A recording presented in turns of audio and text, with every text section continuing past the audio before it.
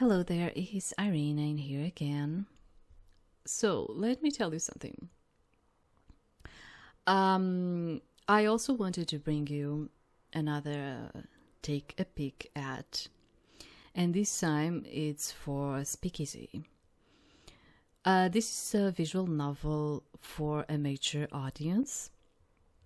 It's rated 18 plus, and it does have content, okay? It does have a lot of types of content, okay? First thing that I need to tell you is that although I'm going to put in the description of the video that it's for a major audience, what we are going to see in here is not going to be that type of major content that you are probably like seeing in your head, okay?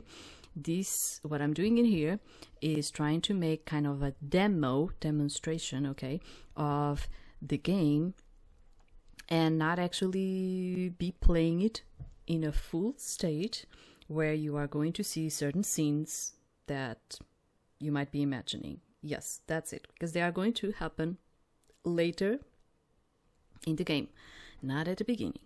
Okay, so one thing. The other thing is this game actually has a demo, and I'm not bringing you the demo because the demo is horrid. Honestly, sorry to put it like that. The demo is not good. The demo that they actually have for us is not good, honestly. I don't know why they decided to put it like that. It's very rushy. It's not good. At least I talk for myself. I don't like it. I don't think it conveys the game in the best way. And that's why I'm like, I'm just going to do it like this, which is I'm going to show you a bit of the game. And I don't know if from the developers I am going to get like kind of a situation of we don't want you to put this. But as I said, what I'm trying to do in here is actually show and promote a bit of the game and not actually do a play through till the end, okay? It's just take it as like a demo, okay? Different from what they gave us, but it's kind of like a demo. So, other things. So this is from developer Open Late Games. This game was released back in 2024, and it actually has like a sequel that I don't own. I do not own the sequel, okay? Another thing is some people like the game, other people didn't actually enjoy the game. What I can tell you is that in here you do have some erotic scenes, as they say, uncensored, okay, accompanied by CGs, yes.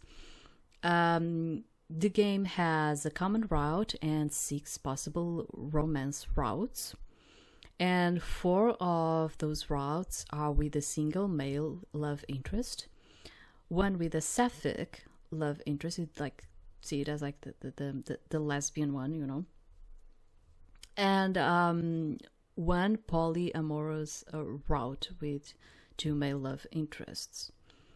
And the game has like I think it's like give me just 1 second. 35 hours of like gameplay, as they say in here. All routes are unlocked at the start of the game. No requirements to complete certain routes for you to unlock others. And they also recommend that you leave Vincent for the end, okay? And why? I'm going to tell you. So the story goes like this. Forced into an arranged marriage, Cora West rebels against the norms of her class and runs away, intent on forging her own path in life. But she quickly finds herself falling directly into the laps of some of the city's most notorious citizens. What Cora encounters outside the iron gates and manicured lawns of the West Estate in Prohibition-era Los Angeles is a bright, exciting, and equally dangerous city pulsing to the beat of jazz music and drowning in illegal liquor of the most decadent underground clubs around. Vincent Harlowe's Speakeasy is beyond her wildest dreams and sometimes even her worst nightmares.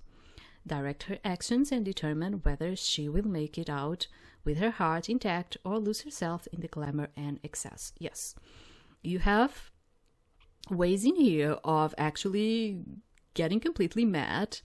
You will see certain things that you are probably not even imagining yourself. Yes. So yeah, it's a major type of visual novel. Be aware though that for me this game, despite the fact that I actually enjoyed playing it, of course the game has some flaws, and I would even say that for me one of the most essential ones is the fact that it doesn't actually have a lot of CGs. It doesn't during the routes. It's true you have a lot of routes, but while you are like playing the route in itself, you are going to feel like sometimes you needed a little bit more of CGs, you know, to illustrate certain things. But I do not think that the game is bad in itself, okay? I actually enjoyed quite a lot playing this one. And I'm going to just, demonstrate to you, like, give you a little bit of an idea for you to feel yourself if it's kind of like something that it's up your alley or not. I would actually probably recommend it more for you to get it on a sale, you know, but it's up to you. So let's, I am going to take this game, probably, not sure because I don't remember how much time it's going to take us, but probably until we reach the moment where we can actually choose a route. I think that's a good amount for us to have an idea and to not actually get into real routes and spoilers and stuff like that. Okay, let's leave it like that. So let's begin. Yeah, you may choose like how you want her to kind of like appear.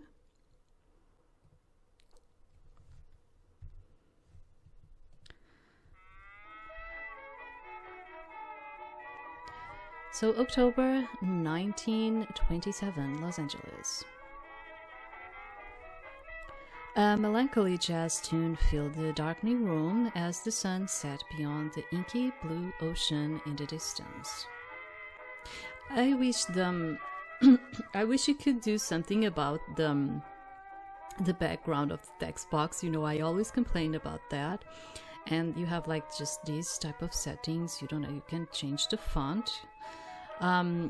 But you only have like these type of settings, and this is because I think I have like the newest version of it, because I think the other one didn't actually have this amount of things. But yeah,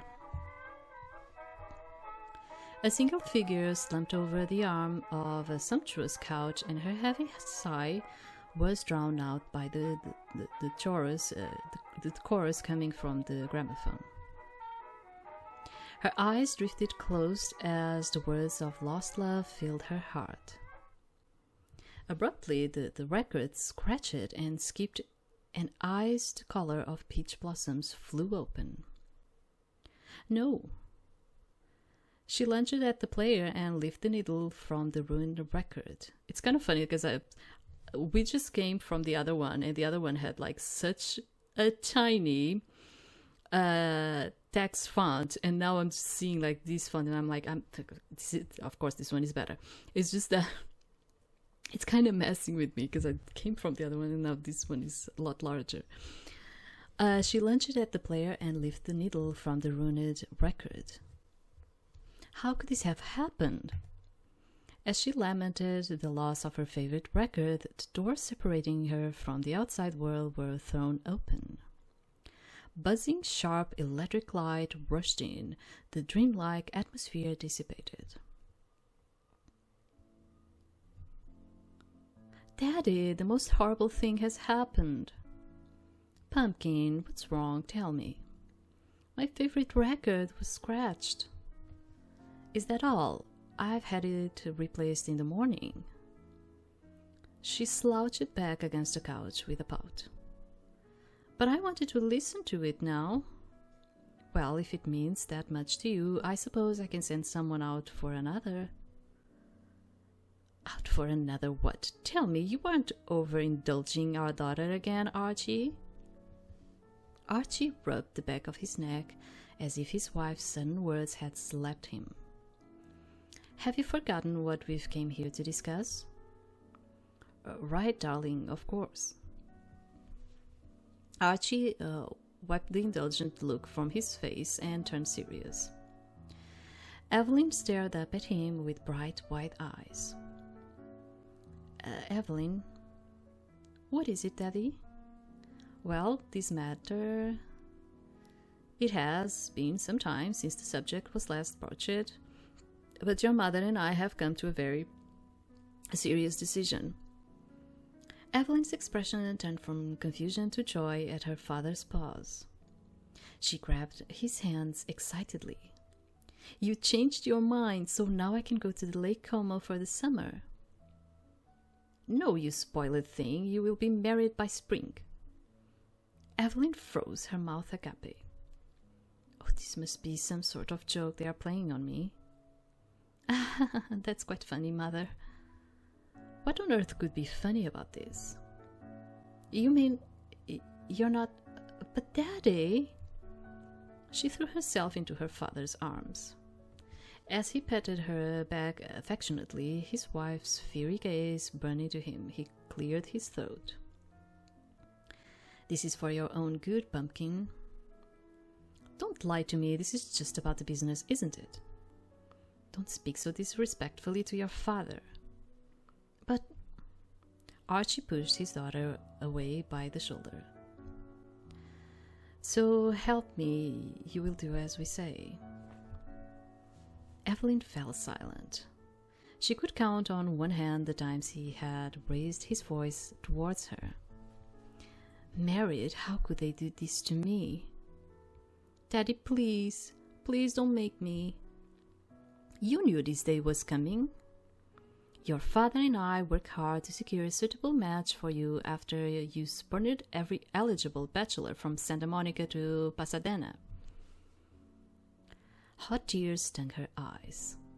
She had managed to squirm her way out of several other matches in the past, but this time she knew they were absolutely serious. Too fast. This is all happening too fast. Pumpkin, we need to be sure you'll always be taken care of. Don't you want a family of your own someday? I already have both of you and Uncle Harry. I don't need more family. Don't be so insolent. It's your duty as the only West heir to marry a man befitting your social standing. How could you be so cruel? You expect me to just accept a man and I've never even met. Never met. Oh, is that the problem? Then let me remedy it. Telephone. Almost immediately, a uniformed maid delivered a white and gold telephone with an impossibly long cord on a silver tray. Actually, to be honest, this is one of those that I am not sure. I am actually not sure. But during like the 20s, I don't even think you had telephones like this. I think they were still the ones that were attached to the walls and you would just speak to them. So this is like one of those situations where I kind of feel like I don't know if this is kind of like according to history. I don't actually know. I would have to search about it. I'm not certain though. Leave us now, Hortense. With a practiced courtesy, the maid crept out of the room. She was listening at the door. All the maids will know by breakfast. Archie, perhaps instead Yes, operator, get me to Belmont Hotel. Ah, this is Archibald West calling for... Hello? Archie pulled the listening piece from his ear. Hello? Damn line went dead. Florence. A slender finger was pressing down on the telephone cradle. It's much too late to call, darling. How about we telephone him in the morning with a luncheon invitation? Archie's rage was quickly cooled by his wife's calm words and warm smile. Look at him. He's always been a putty in her hands. Of course, darling. Go to your room, Evelyn. Evelyn moved in a huff, pausing at the doorframe. I thought that, out of everyone, my own family would see me as more than just West hair. It's clear now that I was mistaken.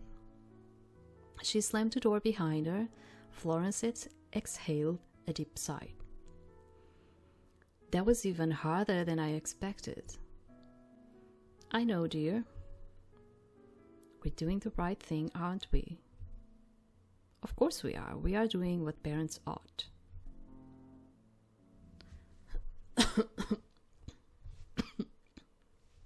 Yeah, this would be better with a better intonation in here, but I think I'm also getting a bit lost in here because it was such a sudden difference from the other one to this one in terms of like the size of the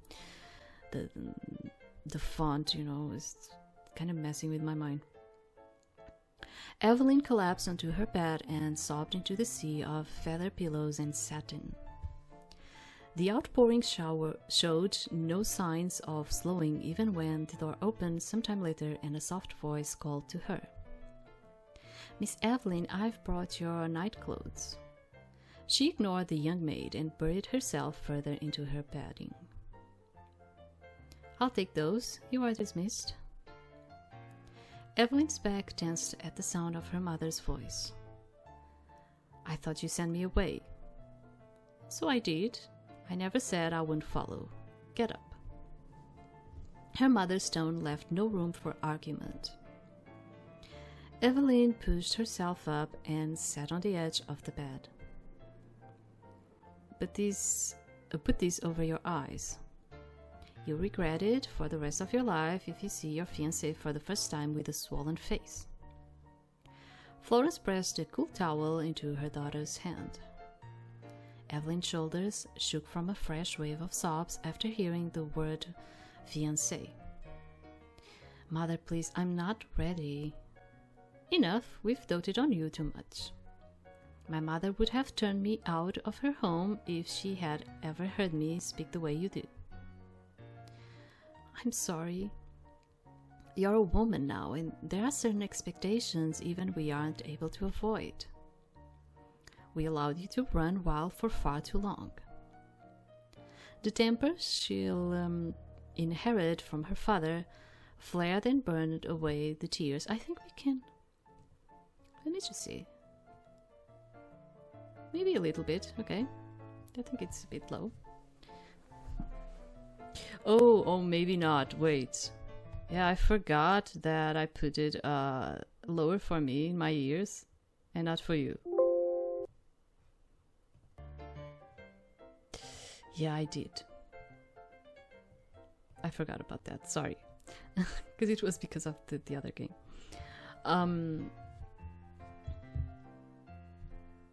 Evelyn pulled the towel from her eyes. Run wild. I've been kept in this cage for my entire life. You dare call this home a cage? You've done nothing but whatever you please since you came into this world. What about attending college or having friends that weren't first chosen by me? That weren't first chosen by you? I prepare you for the life you were born into as the heir of the West family. Though you may be angry now, you will thank me later. I will never thank you. I assure you, your husband will like that sharp tongue even less than I do. Your maid will wake you for your piano lesson in the morning. Tomorrow, wear the yellow dress I just bought you. With a swish of fabric and a click of heels, Florence left her without another look. Evelyn stared into the vanity mirror, despair giving way to a cold numbness as she examined herself. I won't wear it. She ran to her closet and pulled the yellow dress off its hanger. I won't. Delicate beads spilled onto the floor as she clawed at the dress, tearing onto the layers of chiffon. And I won't marry any man you chose for me, you'll see. Her body crumpled on top of the pile of fabric and her wailing began again. The unfairness of it all shook her until she was gasping for breath like a terrified animal backed into a corner. What if I left? Wouldn't they be sorry when I'm gone? She looked around the sumptuous room full of lavish gifts and souvenirs from far-off places. The objects that once brought her so much joy now felt hollow. Yes, they will be sorry when I'm gone. Throwing open the doors to her wardrobe, she stuffed her largest suitcase with as many clothes she could fit. Evelyn lifted her rouges, cauls, lipsticks, and perfumes from the dresser and dumped them into the open trunk. That should be enough to last me until I can go shopping. She pulled on her coat and, mustering up her courage, peered around her door. No one. It's quiet. Slipping out of her room, she quickly made her way into the hall, her bare feet beating on the gleaming marble floors. Nearly there. She hurried down the stairs and onto the foyer for once absent of staff. Evelyn laid a hand on the heavy front door before pausing one last time at the threshold of the only home she'll ever known. I don't know what future lies for me out there, but it has to be better than having it chosen for me. The cool night air felt like an invitation from a new dangerous acquaintance. As Evelyn inhaled the deep gulp, a shudder of excitement came over her. She began to run down the long drive, her trunk bouncing on her hip.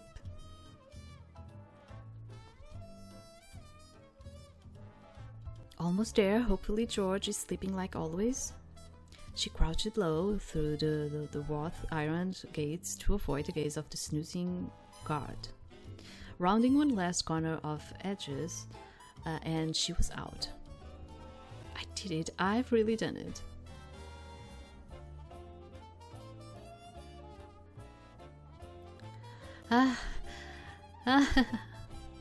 All those times I thought about running away, and in the end it was so easy. She kept running. Only once did she look back to catch a last glimpse of the West Estate before it vanished behind the hills.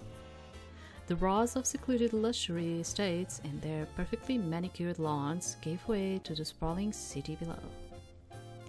The buildings around her became taller and the streets brightened with lights spilling out from hotels, restaurants, and glittering storefront window displays. Evelyn felt a few droplets of water land on her forehead. Oh no! All of a sudden, the rain began to pour in buckets. Just what I needed, the one time a year it rains in Los Angeles. She kept trudging along, moving until her legs ached and her clothes clung to her damp skin.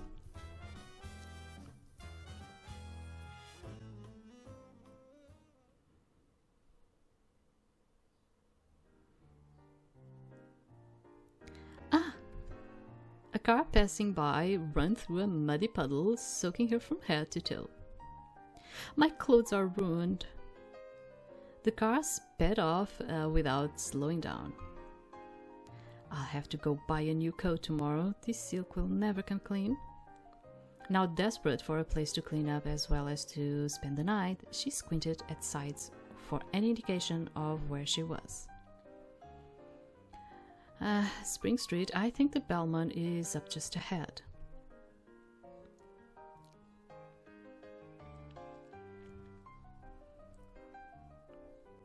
She thanked her stars for the familiar sights. The stairs, the stars. Think of the stars. Not the stairs. Sorry. Not permitted to go out on her own, Evelyn was unable to navigate much of the city. The upscale stores and restaurants downtown were the only places she knew. A laughing couple beneath an umbrella gave her a look of disdain as they passed, eyeing her filthy appearance. "Oh, like the two of you look so great."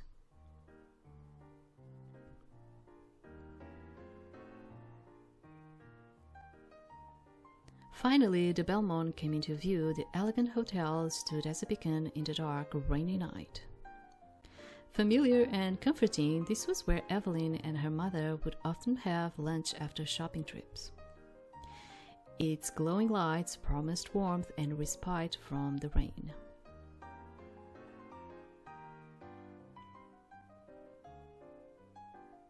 She confidently strode to the front doors, but rather than welcome her inside, the doorman blocked her way. "Move it along." "Excuse me, but I would like a room for the night." "There are no vacancies, step aside." "But that makes no sense, I am in dire need of a room." Just then the doorman held the door open for an approaching man. "Welcome, sir." The man gave Evelyn a sideways glance as he entered the lobby. "What? Why did you let him in?" "That isn't your concern." "I have money, lots of money. I can pay for a room." "There are no rooms available to you." "I refuse to believe that." The doorman waved at the police officer leaning against the building. "What seems to be the problem?" "I've asked this woman to leave and she refuses." "Thank you for coming over, officer. This man has been nothing but rude. I'd like a room, yet he won't let me pass." "You want a room here? A girl like you doesn't belong in a place like this." "I grant you, I often stayed in far nicer hotels, but for just one night it shouldn't be too much of a burden." "Come on, how many times do I gotta say it? You and I both know this isn't the kind of place that wants chippies hanging around. Tell your John to meet you someplace else." "Excuse me? I don't know any John, but I am Evelyn Evelyn bit her tongue. "I can let them know who I am or they'll send me back home." "You can either leave on your own or with me. Don't make this difficult." "Why should I leave? I am a paying customer, or rather I would like to be if you would just let me." He caught her by the wrist, his nails digging into her skin. "Ow, you're hurting me." She tried to wrench herself from his grasp, wincing from the pain. "Listen here, Tart, I already warned you." "Oh, Mr. Harlowe, sir."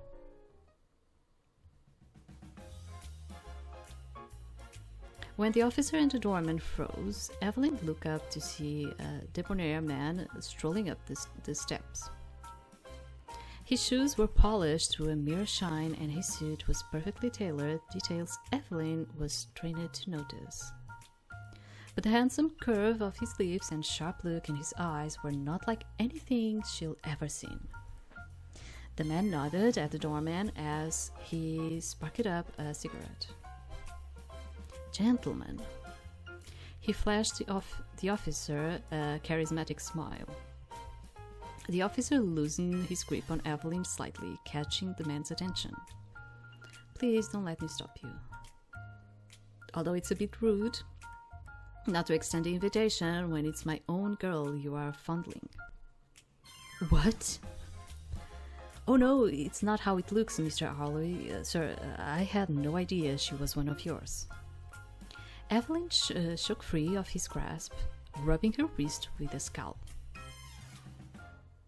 Before she knew what was happening, she staggered back at a few steps, finding herself pressed against the suited man's chest, his heavy arms across her shoulders. Wait! He's a total stranger." "That's right, she's one of mine.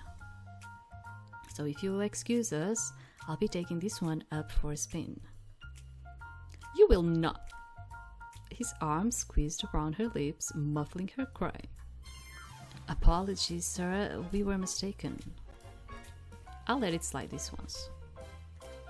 He ushered her through the doors, his hand on the small of her back. Who on earth is this?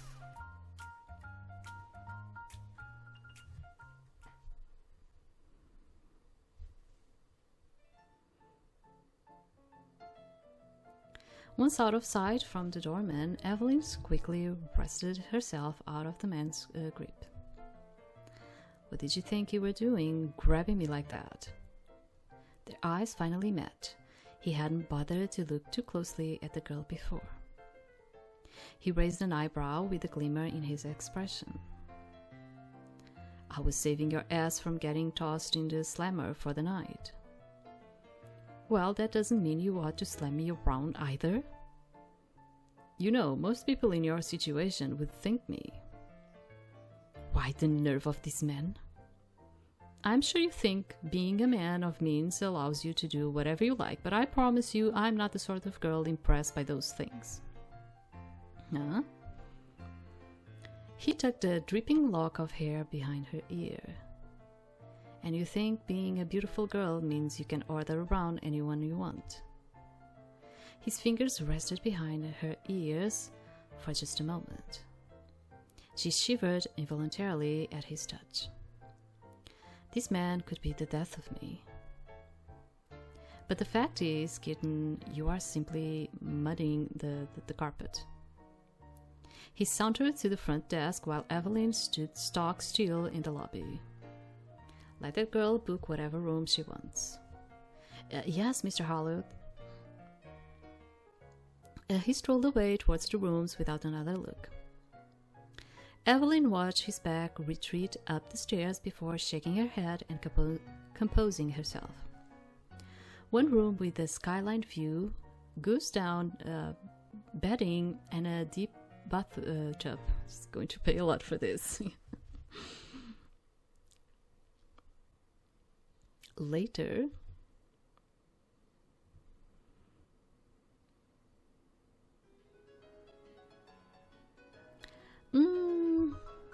she kicked her feet against the sheets in joy. This French toast is marvelous. She shoveled another forkful of syrupy fruit into her mouth. Mother would probably die if she saw me eating 2 full stacks by myself. Pushing the sticky plates aside, Evelyn rolled onto her back, contemplating the frantic search for her that was no doubt already underway. Let them search. I'm never going back. What should I do today? Oh, by the way, let me save, because I know that there is like a really bad one coming. And a bad end. So I'm like, better not. Let's save. Which one was it? I know it was in here. Okay. I don't remember. Shit.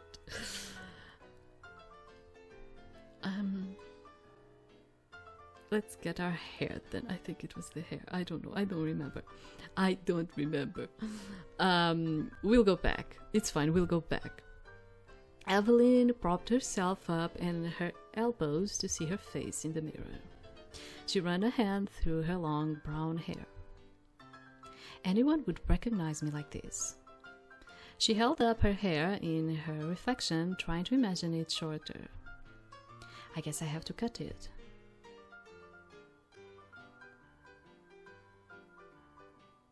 Last night's rain had coated the city in a clean, fresh sheen. She inhaled the air deeply. Let's see, there has to be a decent hairdresser somewhere around here. She strolled for some time, keeping an eye out for fashionable women who might know where to get a coiffure. Finally, a sign reading "Women's Cuts and Color" came into view. She sidestepped a puddle with a spring in her step. Peering into the window, she saw a gorgeous woman with peroxide blonde hair.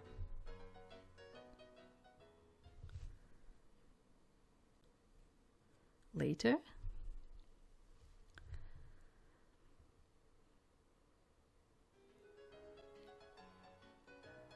Thank you so much. I love it.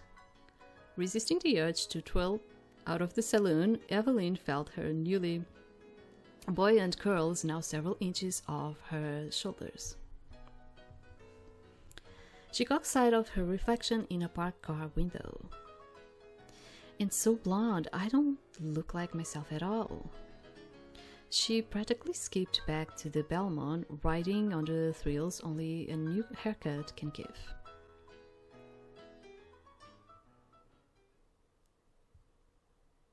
Okay, so I think I chose the right one. Because I think if you go to the store to buy clothes, your mom is going to get you in there. Okay, yeah, I think I chose the right one. I am not certain, but I think I chose the right one. And it's a bad ending, okay, and with that one. I look too good to stay inside. She flopped on her bed, already bored of the lavish room. It's probably bad luck to stay in when you've got a new haircut anyway. It was early enough that the hotel restaurant was only sparsely spotted with dinners. Evelyn breathed a sigh of relief that none of its patrons were anyone she knew. She seated herself at one end of the bar that hasn't seen a drop of liquor since 1920.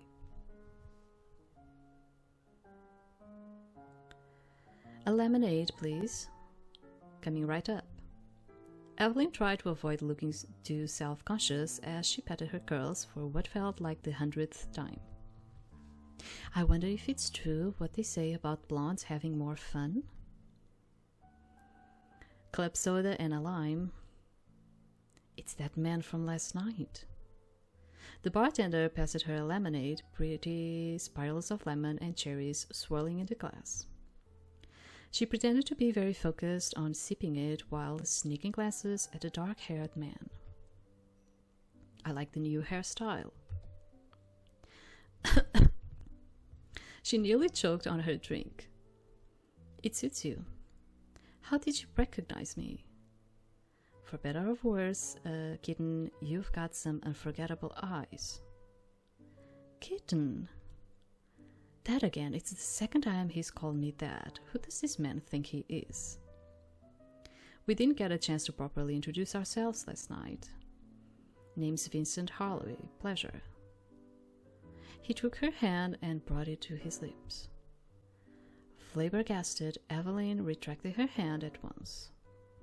Between his expensive cologne and the lingering smoke, she could tell something about this man was dangerous.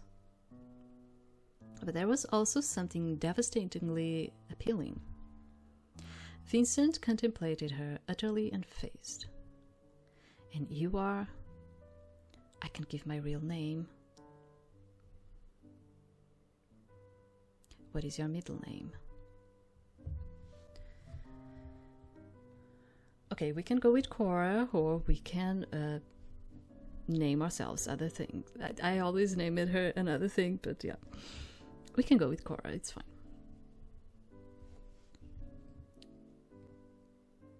Oh, you stopped? Oh my god. Okay, because I was like, do we have like something in here? I'm Cora. Cora. He turned the name over in his mouth, savoring each syllable. I like kitten better. Totally brazen, just ignore it. It's nice to meet you, Mr. Harlowe. Your drink, sir. Vincent took the glass and pulled a gold flask from his suit pocket. The lime bobbed up and down as he dumped a whiskey into the fizzing soda. Wanna get out of here? In one gulp, Vincent downed the drink. With you? With me. And go where? A place I know not too far from here. That wasn't a real answer. I don't make a habit of following strange men to undisclosed locations, Mr. Harlowe. He threw a few bills onto the counter with a laugh. Smart girl, you really don't know who I am, do you? I don't see why I should. We've only just met. Looks like I'll need to work harder on my bad reputation. Bad reputation? He doesn't seem that bad. Vincent pulled out a gold pocket watch. I'm out of time. The band's probably setting up already. Band? Another couple bills were tossed onto the counter with a chuckle. For hers, that should cover a few more lemonades. Thank you, sir. With a wink and a devilish grin, he was gone, his broad back disappearing into the lobby. Excuse me, but do you know that man? Sure, miss, he's a regular here. I see. What did he mean about a band? Oh, you don't know? The bartender looked around before leaning in and lowering his voice. There's a jazz club down the streets he's probably headed to. Real hush-hush place, if you know what I mean. Can't say I'll choose to stay here for the Friday night fish fry if I had an invitation. Jazz club? Cora looked around the listless restaurants.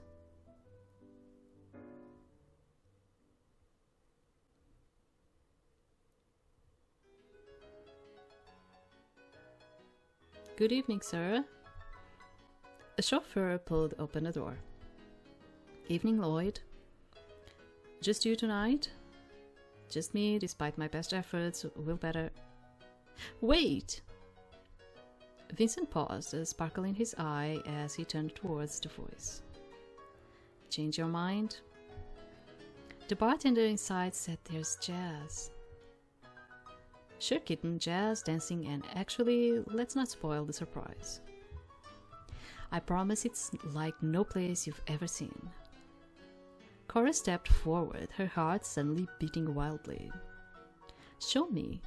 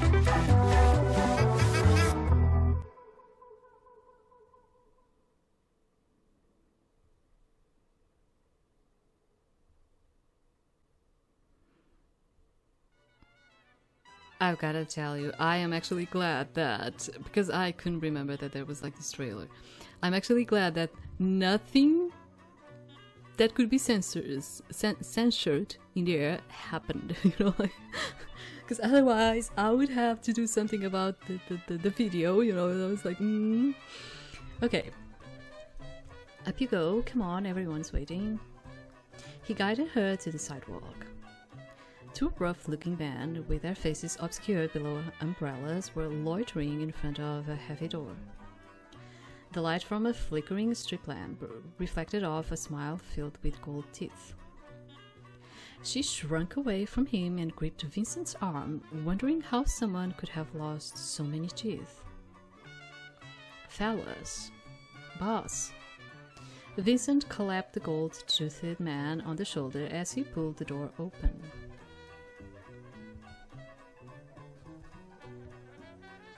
Vincent led her down the long, dim hallway while Cora fought against her urge to run away.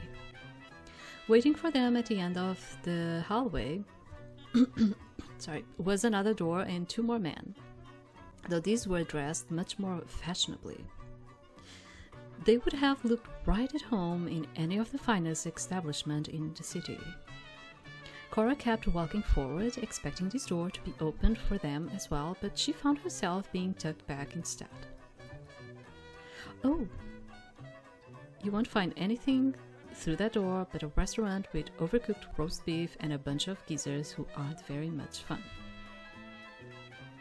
We're going through the other door. What other door?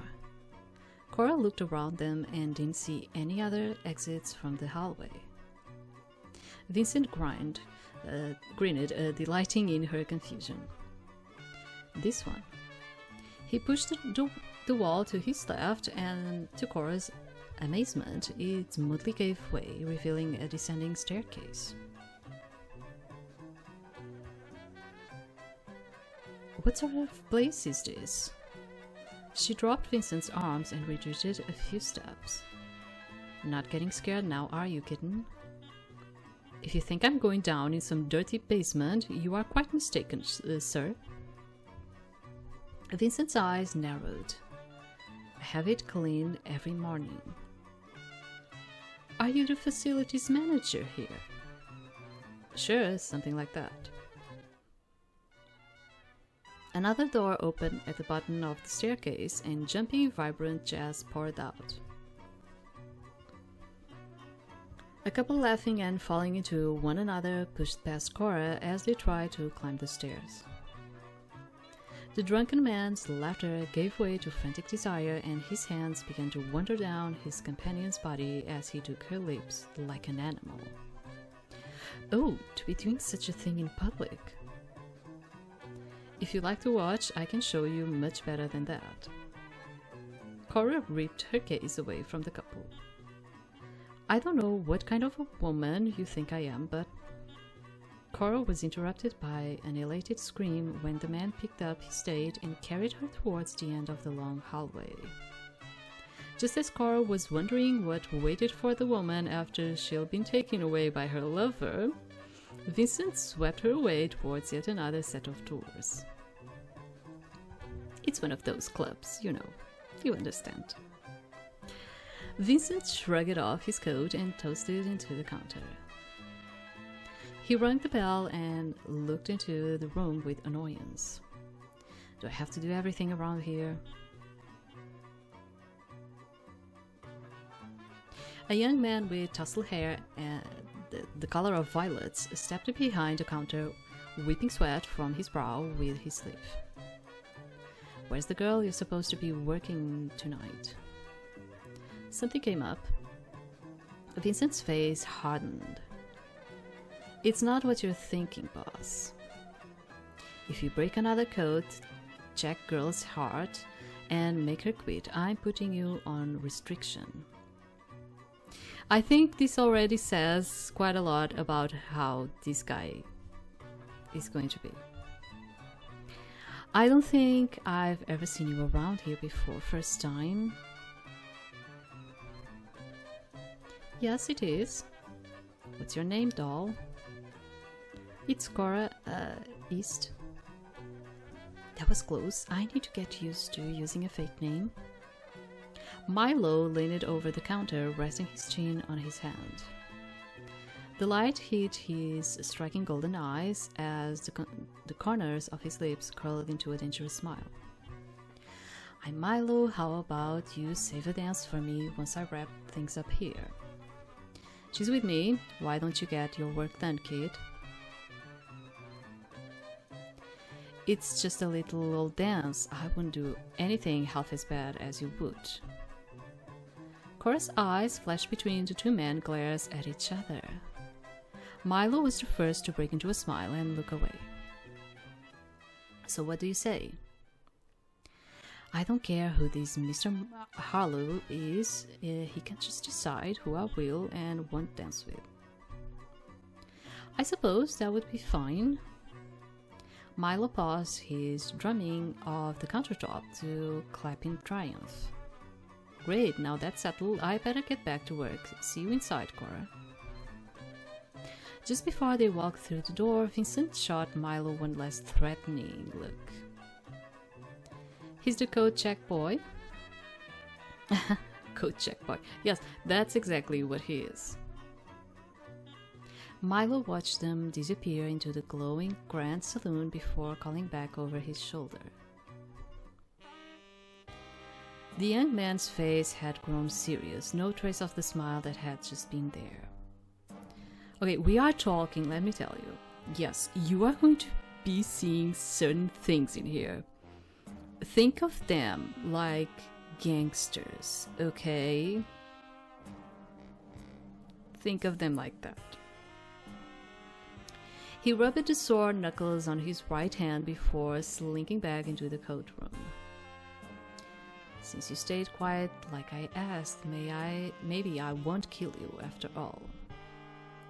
Milo picked up a straight silver cane and poked at a terrified man who had been stripped to his boxers and undershirt.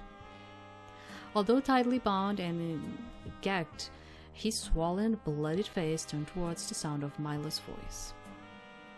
But I'll come close. A muffled scream of terror escaped from the man's throat as Milo slammed the cane into his ribs.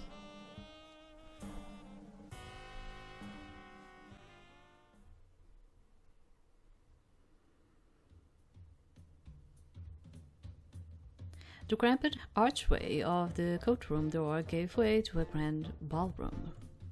Impossibly high ceilings stretched above a polished, gleaming floor. A dance floor, pulsing with bodies, was situated at the center, with packed booths and tables lining its periphery. Cora couldn't stifle the gasp that escaped her lips. Wow! Gorgeous women fluttered by in silks and satins. Men chased after them like butterfly catchers. What do you think, kitten? I was right, wasn't I?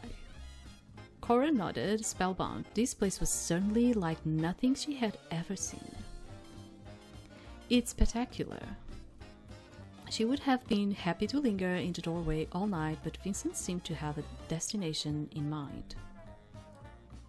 He steered her towards the back, where a brass band worked the crowd into a frenzy from their stage.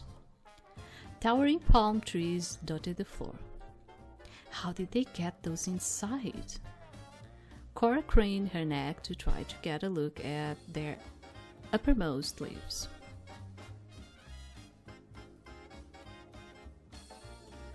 We are up here.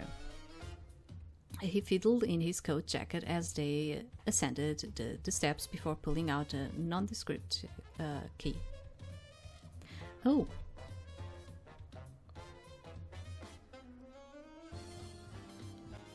Let me in, let me in. Looks like someone's lost. Dahlia Rays, I know you're in there.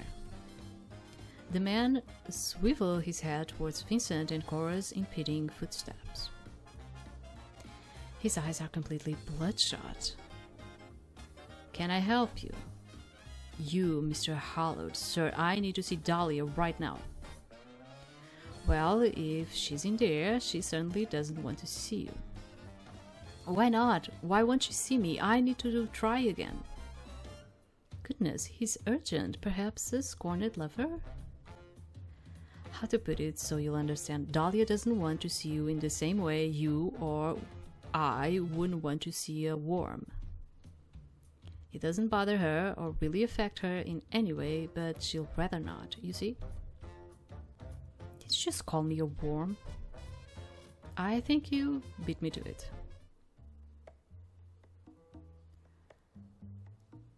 My God, could you keep it down out here? Some of us have work to do.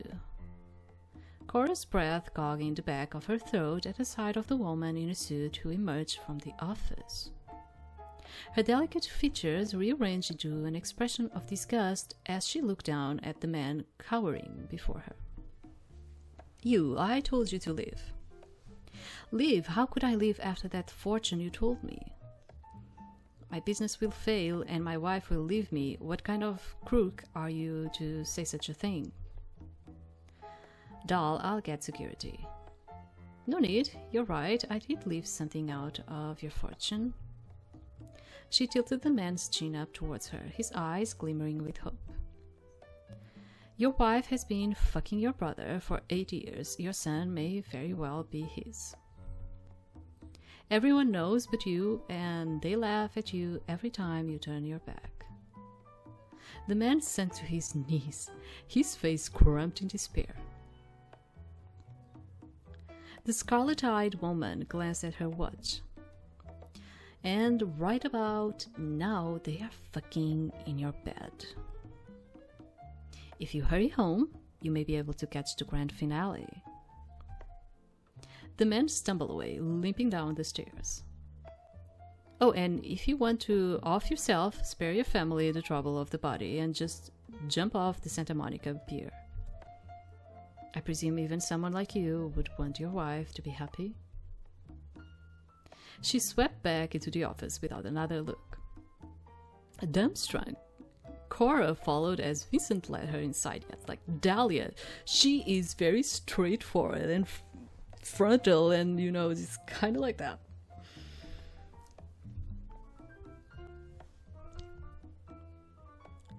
That was incredibly cruel. And what on earth was that talk about fortunes? Very well handled, Dal. You even scared me. How'd you know the wife and the brother were fucking right now? An educated guess. The woman he called Dal spoke without looking up from the thick ledger she was hunched over. Her emerald hair fell in sheets around her shoulders as she scribbled furiously.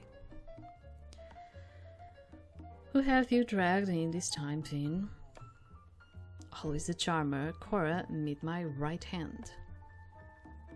The woman finally looked up and met Cora's eyes with a lucid gaze. She was eerily beautiful, with finely carved features and a stare that made Cora feel transparent. It's lovely to meet you, Miss... Just Dahlia Reyes. Dahlia, I've always liked those flowers. Finn, did you need to bring another one up here? That's what the private booths are for. I've had enough distractions for the evening. Private booths? She's not that kind of guest. I rescued her from the clutches of a dastardly boredom just moments ago. Dahlia lit a cigarette at the end of a long filter, looking supremely bored. Dastardly boredom. It can be fatal, you know. Dahlia sighed and shut her ledger.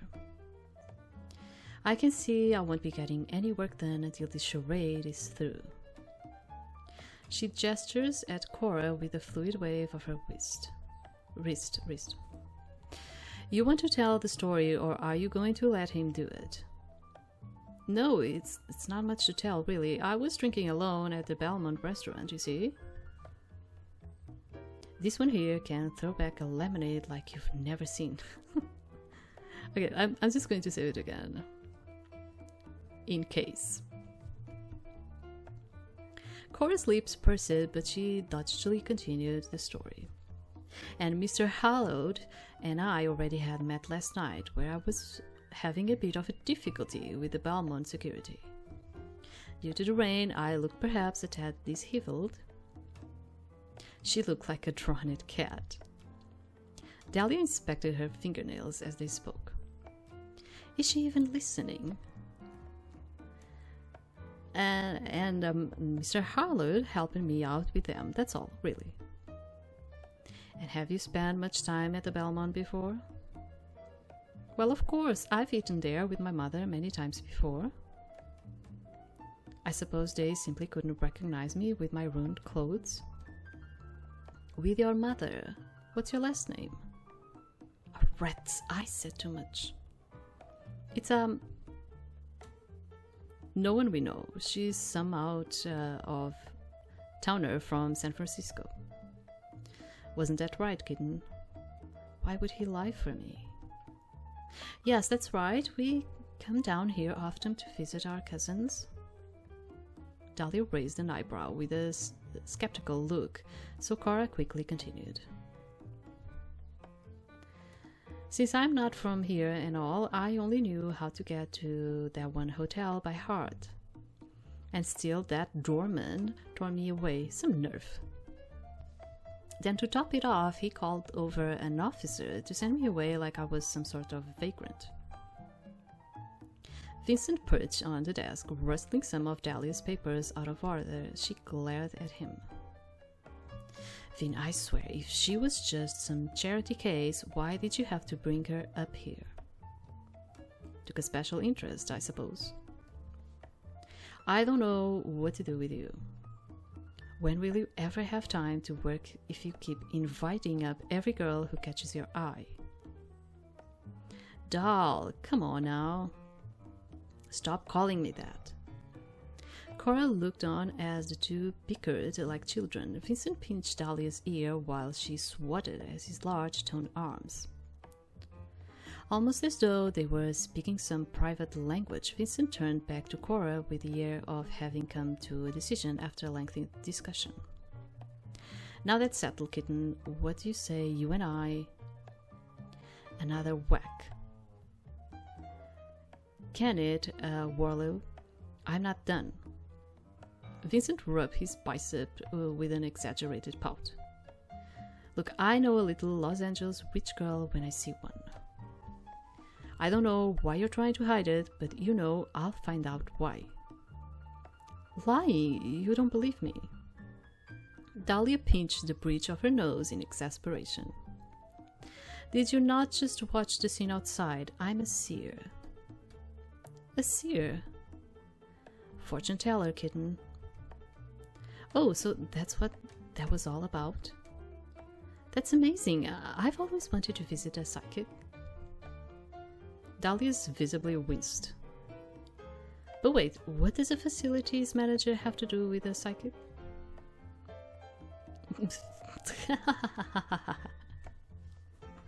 Huh? What's so funny? You're incredible. Dahlia rolled her eyes and returned to her ledger. Kitten, come here. He pulled her to the wall of windows overlooking the sea of dazzling people on the floor far below. You see that? All of that is mine. Yours? Welcome to Harlowe's, kitten. Oh, and I called him the facilities manager. I see. I'm sorry I misunderstood. My goodness, you actually own this place. Own is such a small word. This is my creation. She snuck a peek up at him. His sharp jawline and strong nose created an impressive profile. Traces of a smile lingered on his lips, and he seemed perfectly calm in his control over the debauchery ensuing below. But his eyes were anything but peaceful. Some kind of fire was raging in them.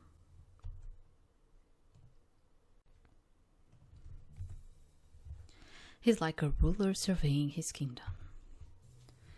Your only job tonight is to have fun here, alright? You need anything, you just find me or one of my men. You're not coming down with me.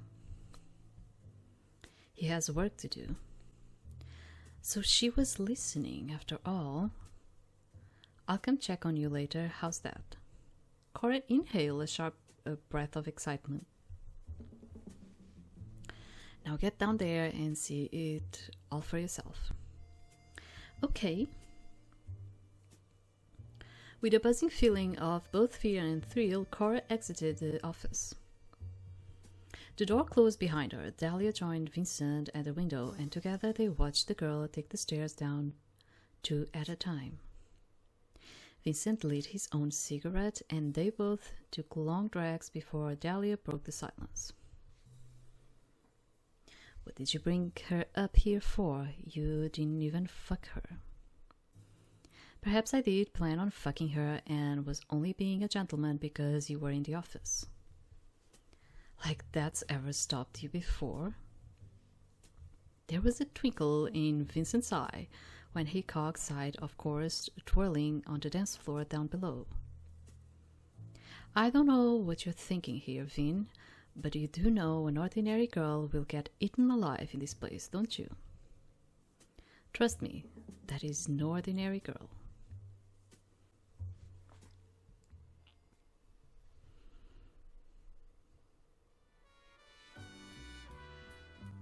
The jazzy notes of a big brass band throw up against the bodies that pack the dance floor in pairs and trios and incomprehensible groupings.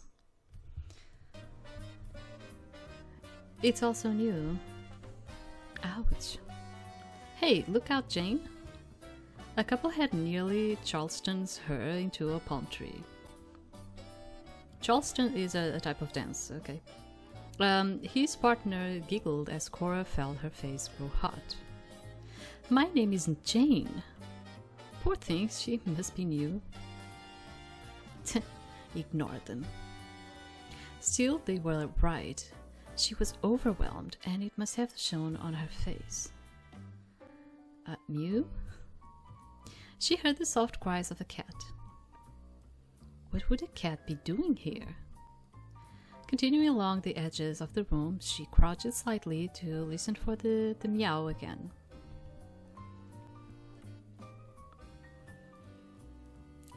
Meow.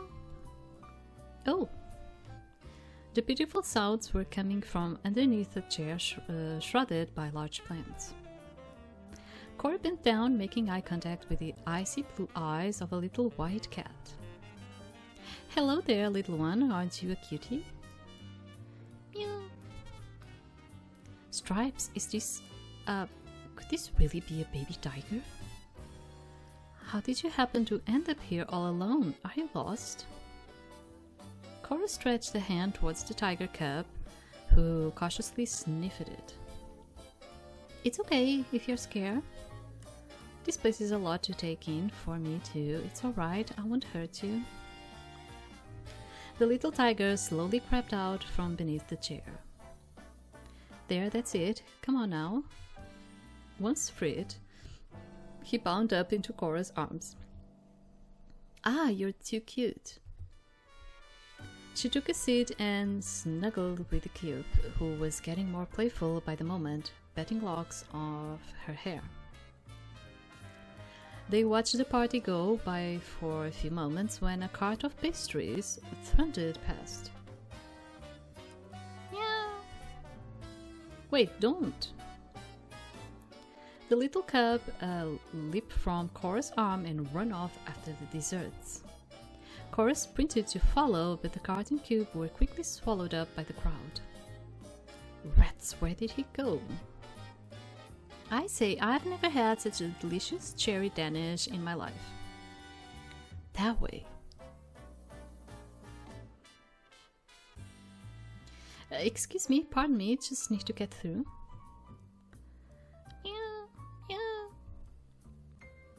In between the partygoers sampling eclairs, Cora spotted a flash of stripped fur. There! I've got you now! Ah! She felt the weight of another body on top of her.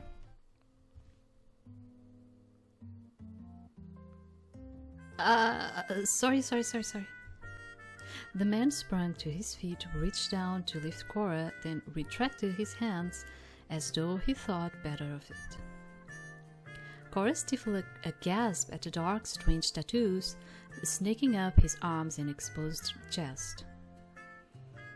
Are you okay? I was running after Momo and then there was a crash. I guess that was you. No, I mean me knocking into you. Are you hurt anywhere? No, I'm fine. She managed a small reply but couldn't tear her eyes away from the tattoos. His skin, I've never seen anything like it. Momo!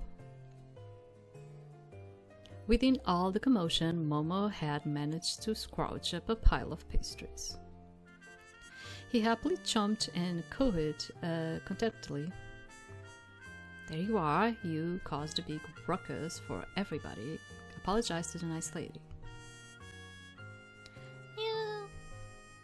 The tattooed man moved to pick up the tiger cube, and Cora instinctively turned to shield the animal from him. Thank you so much for taking care of Momo. You were trying to catch him too, huh? The man gave her a boyish grin and sheepishly ran a hand through his hair. I don't know how the little guy keeps running off, but he really, really hates crowds.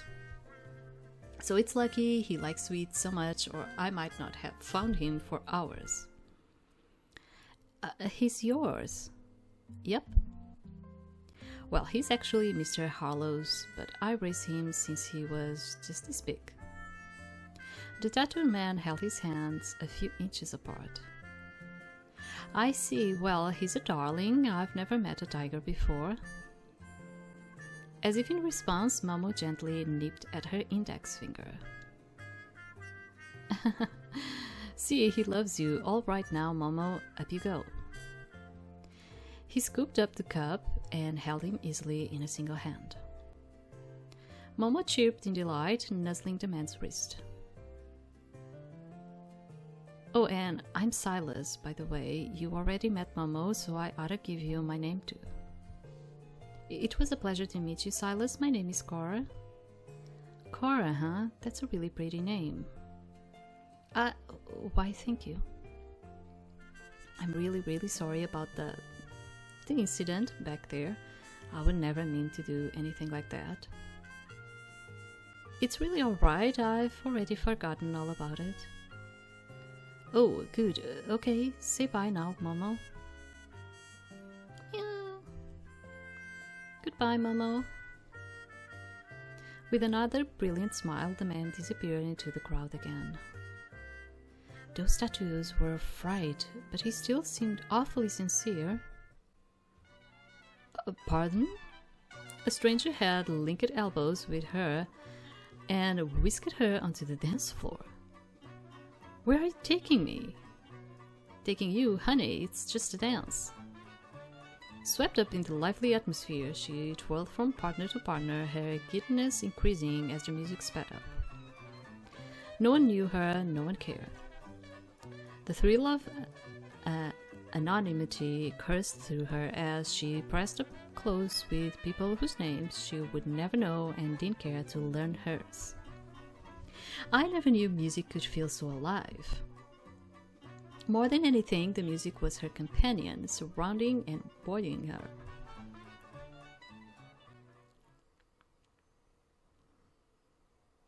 Later.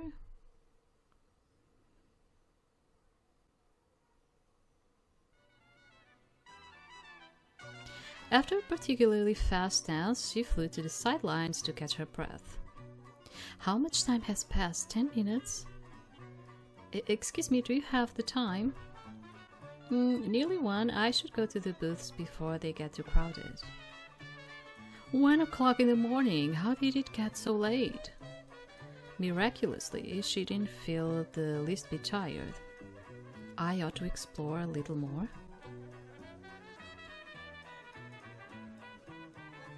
Look at all those bottles.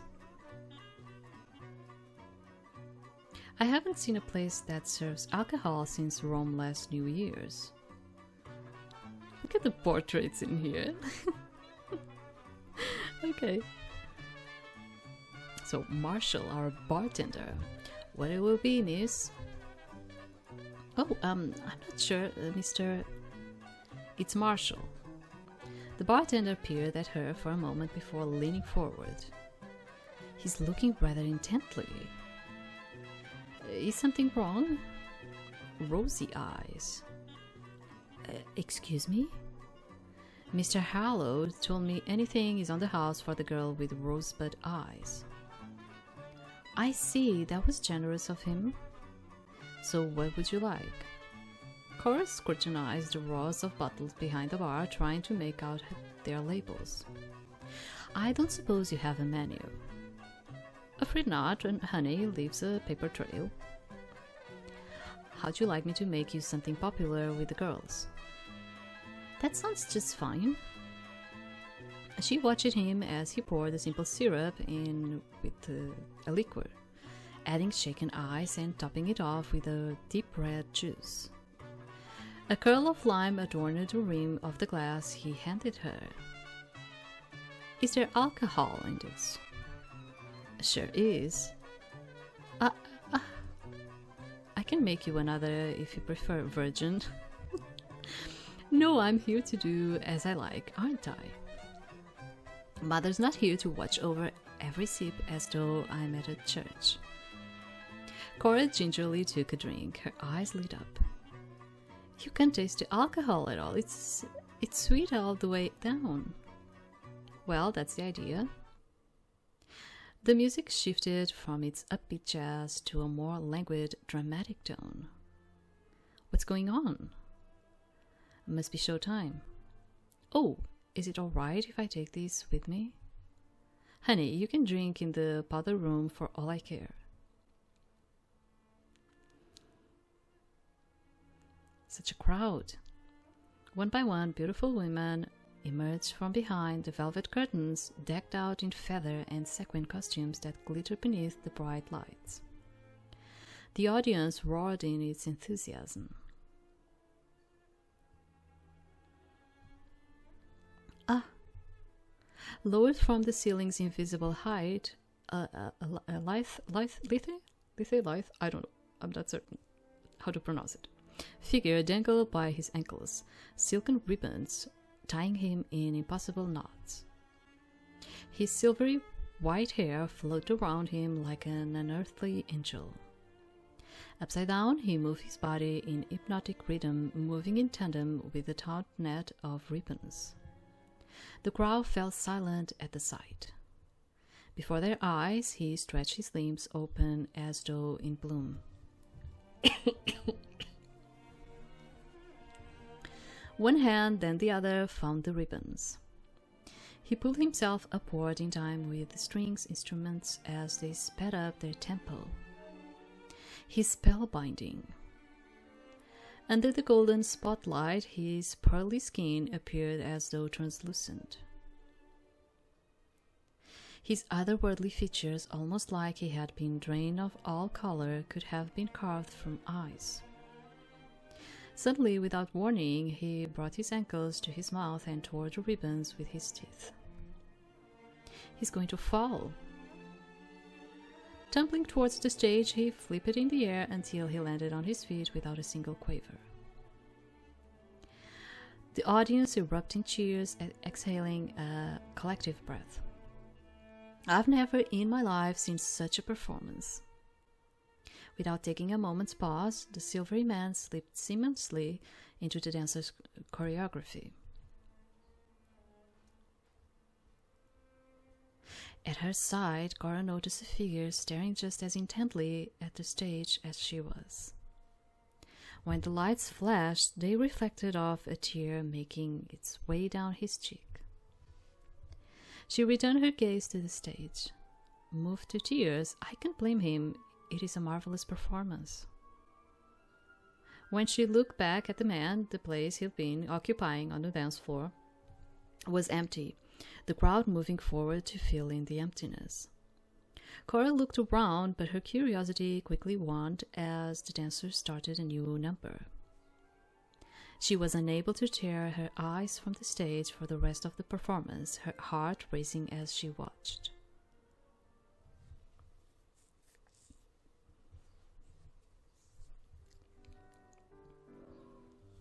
When the dancers finally left the stage and a pianist took their place, Cora leaned against a pillar to catch her breath. The performance had dizzied her, and she found the cool marble soothing on her skin. Wait, is that? The woman in the suit from Harlowe's office earlier was tucked under a palm tree with a stunning red head. Slacking off work, I see, and after all that grief she gave me, too. The redhead tossed her hair and fondled Dahlia's cuff. Dahlia slowly drank down the dark liquid in her glass as they murmured closely. She tucked a strand of hair behind the woman's ear.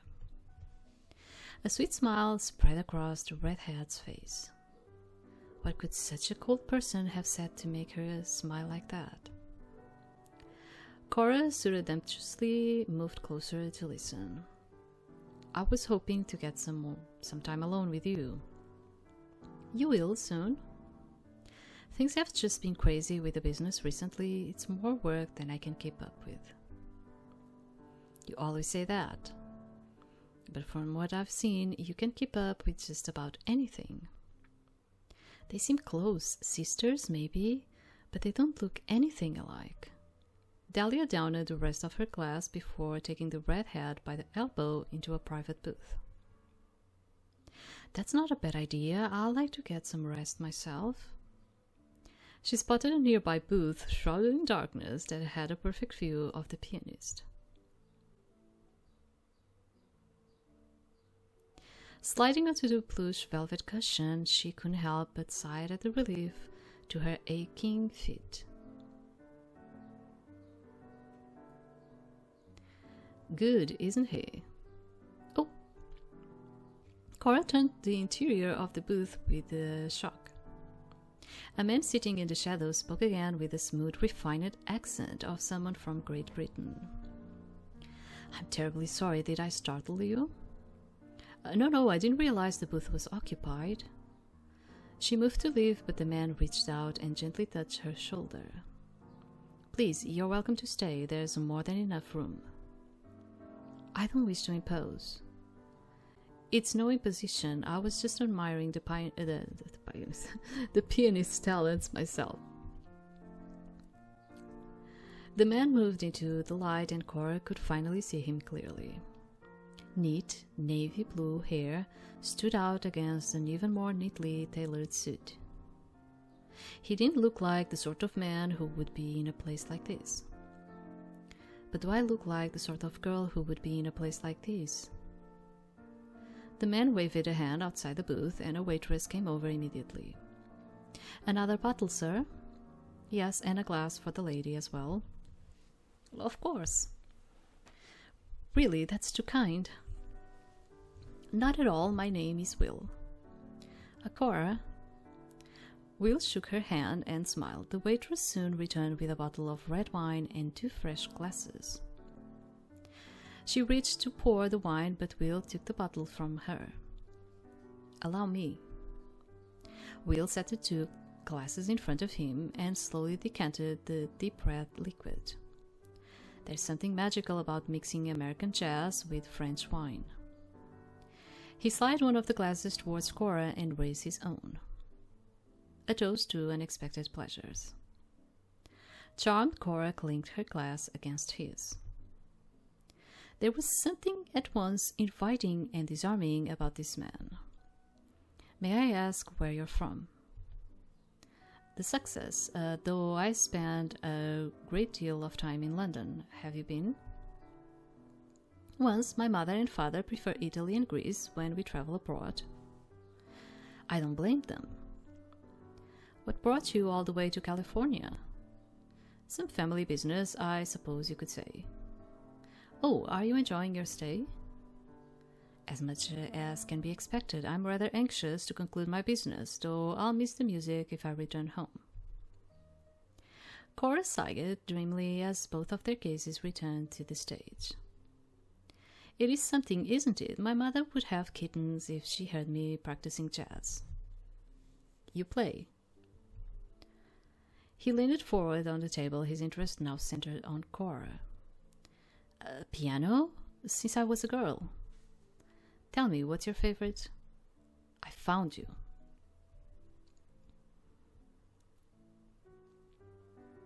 The man from the coat room approached the table with a wide grin that didn't falter when he looked between Cora and Will. Evening, Will. Am I interrupting something? Cora turned to Will, unsure. Of course not. Good. How about the dance now, doll, you promised? Will swirled the wine in his glass and leaned back towards the booth, once more obscuring his face in shadow. The pensive song they had been enjoying together flowed into another raucous dance number. It was a pleasure meeting you, Cora. You two enjoy yourselves. With that polite brush-off, Cora had no reason to refuse Milo. He reached out his hand and she accepted, allowing him to help her up. It's like her feet was like aching and she needs to dance again. Oh my god. The pleasure was mine. Will watched Cora disappear into the crowd. Your fate's already sealed, old boy. She's pretty, but there's no sense in starting something you can't finish. Quietly ruminating to himself, he emptied his wine glass and got up to settle the bill.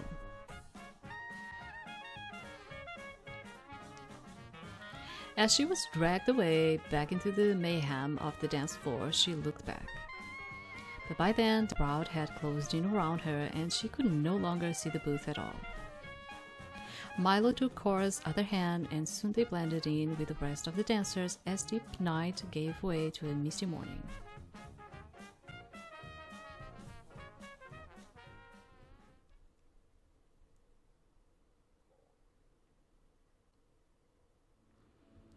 Transitions take a bit of time in here. I don't know why, but they put it like this, like transitions take a bit. A knock at the door startled Cora. Room service, miss. I'll leave the tray outside for you. All right. She stuffed her feet into the complimentary slippers and stretched with a yawn. The afternoon sunlight was already shining brightly, casting long stripes across the room. Thank goodness I made it back here safely after such a wild night. She recalled a vague memory of a taxi ride at sunrise and a limping walk up the Belmont stairs. Last night's dress lay tangled in a heap on the floor, along with her shoes kicked under the dresser. French toast again. She sat by the window, happily munching her breakfast at 3 in the afternoon. She picked up the glass of orange juice when her eyes fell on a small envelope tucked under a napkin. What's this? Dear Miss East, the Belmont thank you for your stay. As is customary, we ask that our esteemed guests pay in increments of every other day. As you have now stayed with us for 2 nights, we request that you pay your bill of $100 at your earliest convenience. You are also more than welcome to extend your stay at the same rate. Regards, the Belmont. I don't know if you're assuming this, probably you aren't. Which is like, we are in the 1927, I think it was kind of like that, right? And it's like a bill of $100. Like for you now, you're like, well, that's like nothing. But during those times, there was a fortune, okay? A fortune. What? $100? I think that's what Daddy paid for my last costume dress set. I don't carry that sort of cash. She rifled through her luggage, hoping she'll remember to carry some bigger bills or checks. She managed to scrounge up $26. Not even close. Pacing the room, she pondered her options. I can go home and I can stay here. There's no one I can ask for money without ending up right back home with Mother and Daddy. She fell back onto the bed, staring up at the ceiling. What do poor people do when they stay at a hotel? Suddenly she sat bolt upright. A job. That's it. It's so simple. I'll get a job. Her breakfast forgotten, she started to dress. I bet Mr. Harlowe would know where I can get at work. I'll ask him to help me find a good one. Better pack up just in case. Her things once more stuffed into her suitcase, she looked both ways before slipping out of the room. Careful now, it won't do at all to get caught before I have the money to pay the bill. She snuck along the periphery of the lobby, nearly to the door. Miss East. Rats. The overeager hotel manager was already making his way towards her with long strides. How has your stay in room 104 been? Comfortable, I should hope. Yeah, it's been lovely, thank you. And this morning's room service? Delicious, really. Wonderful, wonderful. And I presume you received our note? I did receive it, and you see, it's a bit difficult. She started to move towards the lobby doors. I will pay it, I swear, I just need a little more time. Wait, Miss East. She bolted for the exit, knocking into a few guests on her way. "Stop! I'm sorry." She sprinted down the steps, suitcase in tow.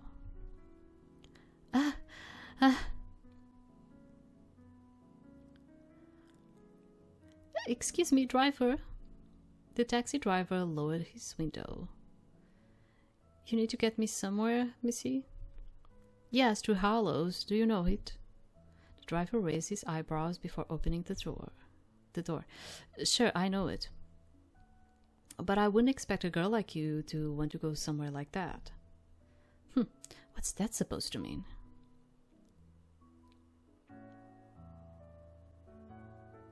She's so naive, honestly. Like, she's so naive. But I mean, it's normal. I mean, she's been like that uptown girl, you know, and she never faced certain things. "Thank you, and keep the change for your discretion." "Sure thing, missy." He drove off in a cloud of exhaust fumes. In the harsh light of day, the exterior looked even less assuming than last night. There were no guards outside either. And so I'm back here again. So quiet. She pushed on the wall, mimicking Vincent's actions from the night before. It easily gave away and revealed the familiar staircase. "Hello?" Only the steps creaked in response as she descended cautiously. The floors gleamed with fresh polish, not a single speck of last night's mess remaining. I suppose he really does have it clean every morning. Staff bustled around the grand saloon, tidying every inch of the space. Cora retraced last night's route and quickly found herself in front of the office. "Hello, Mr. Harlowe?" She timidly knocked on the door. "I'm sorry to bother you, but I need help. You're the only person I could think of." The door swung open immediately. "You're lucky I came to work early today." "Oh." It hadn't occurred to me he might not be here.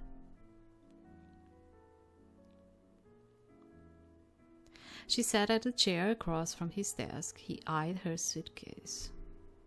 "Don't tell me you're running away with the circus." "Very funny. I'm actually here to ask a favor." "Anything for you, kitten. How can I help?"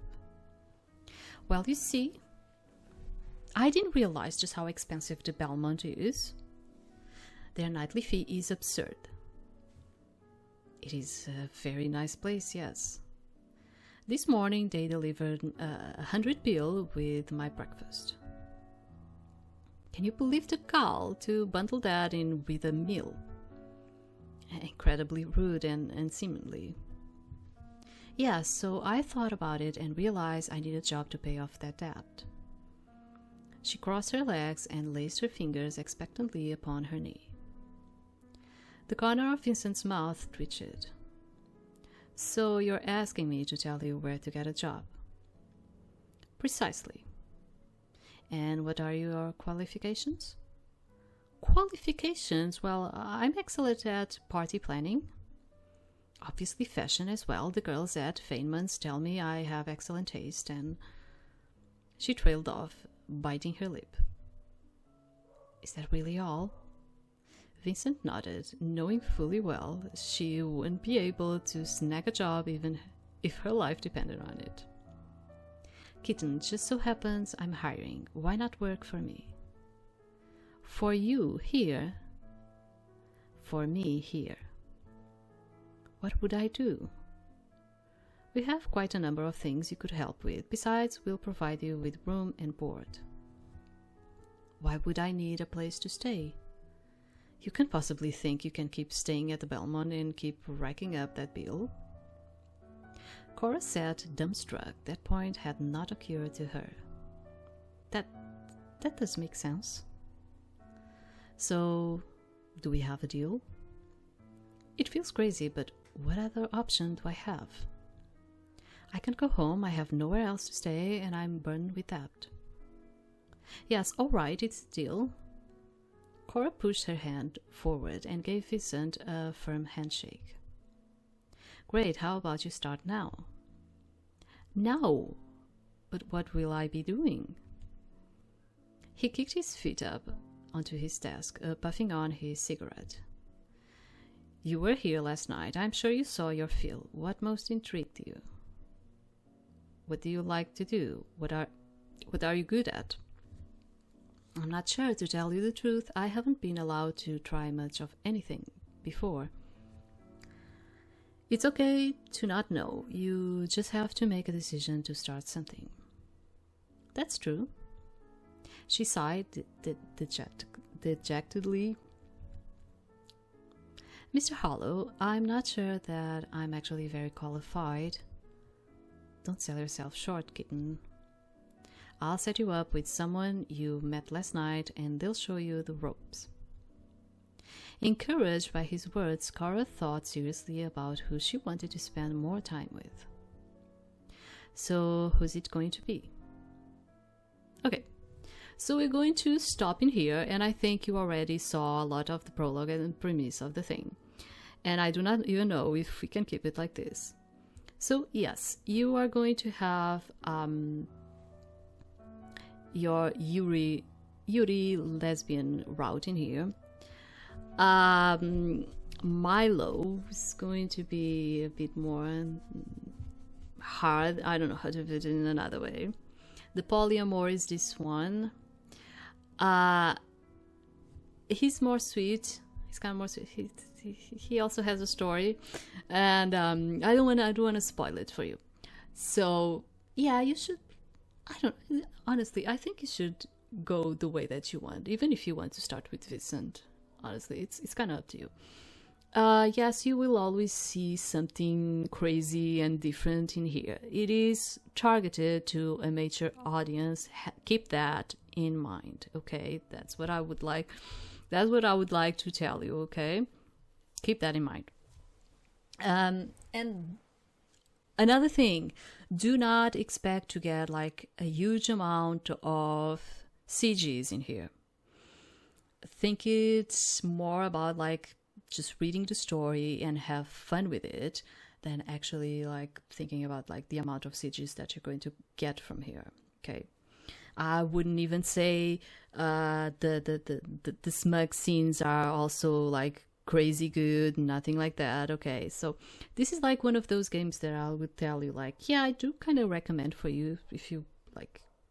We do not have a lot of Otome smug types of visual novels, and that's why I'm kind of like telling you about this one if you would like.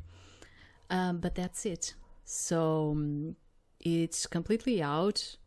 I would say also kind of like grab it on a sale or something like that, probably better, but that's kind of up to you. And that's it for today. Okay, thank you very much for being there, and I'll see you tomorrow. Thank you.